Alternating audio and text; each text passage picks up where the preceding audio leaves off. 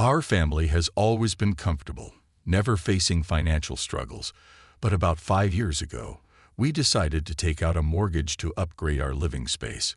We were eager to give our daughter her own room, and we thought it was a smart move for the future. However, things didn't exactly go as we expected. Harper lost her job, and in an effort to keep the bills paid, I figured I'd take on a part-time job. I chose to drive a cab, knowing it could shake up our peaceful routine. I started working nights and weekends, and it didn't take long before I realized there was decent money to be made dealing directly with customers. It wasn't always ideal, but it kept us afloat.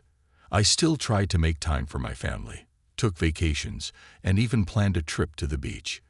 But despite all this, the job didn't bring me the fulfillment I had hoped for. I always thought I was meant for more than being a 45-year-old cabbie. This bothered my wife, but I kept my chin up and suggested we explore remote work opportunities. I had heard it could be a solid option. Harper wasn't convinced. "Do you really think I could work remotely? The job's all about talking to people on the phone," she said, narrowing her eyes. I had to admit, she had a point. Harper's got a strong personality and can lose patience easily.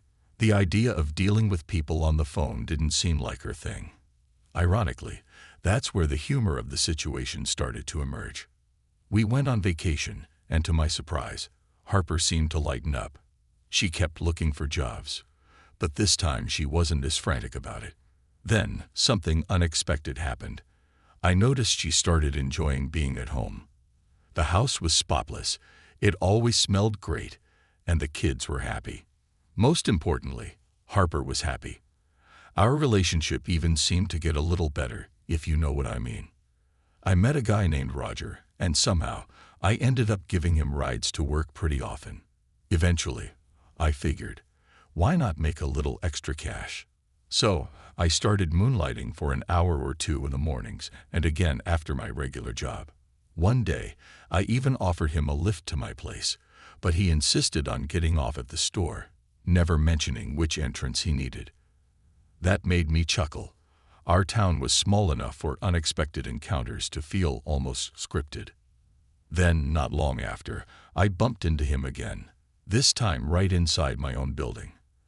At first, I thought maybe his mom lived there. After all, we had quite a few elderly women in our entryway, most of them living with kids and grandkids. I even assumed they had all been abandoned at some point, so I felt genuinely happy for one of them. Figured her long-lost son had finally come back. I mentioned the whole thing to my wife, amused by the coincidence. On our next ride together, curiosity got the best of me. "So, you visiting your mom, Roger?" I asked casually. He hesitated, then smirked. "What makes you think that?" I shrugged. "Dunno. Maybe I got it wrong. Thought maybe your friends lived there." Then, as an afterthought, I added, "Or maybe you've got a lady waiting for you." Roger laughed, but something about it felt off. "What's strange?" I asked, watching him. Roger stayed silent. "What's it called?" I pressed. He smirked again. "Why do you care?" "Just curious, that's all," I assured him. Not like I'm prying into anyone's personal life. But his words had already sunk their hooks into me. When we reached his stop, he clapped me on the shoulder in thanks. Then, as if he couldn't help himself, he added, "My wife, Harper, you know, the one I left, she's waiting for me." Something snapped. I hit the brakes so hard Roger nearly went flying. Everything blurred. My pulse pounded in my ears. Without thinking, I jumped out, yanked open the passenger door, and hauled him out. He was bigger than me, but rage had taken over. My fist connected with his nose before I even realized what I was doing. That's when my wife came running out, screaming, trying to pull us apart. And in the chaos, she caught a punch too. The fight stopped cold. I stood there, breathless, watching the scene unfold.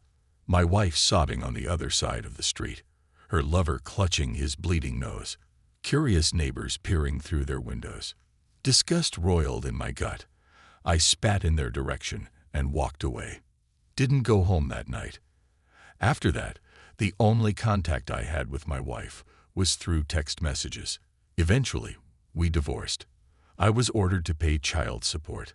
I often wondered how she was managing, though I knew she never got a job. I stuck to the bare minimum of what the court required, enough to cover the kids' needs, and nothing more. I refused to let that parasite keep living off me.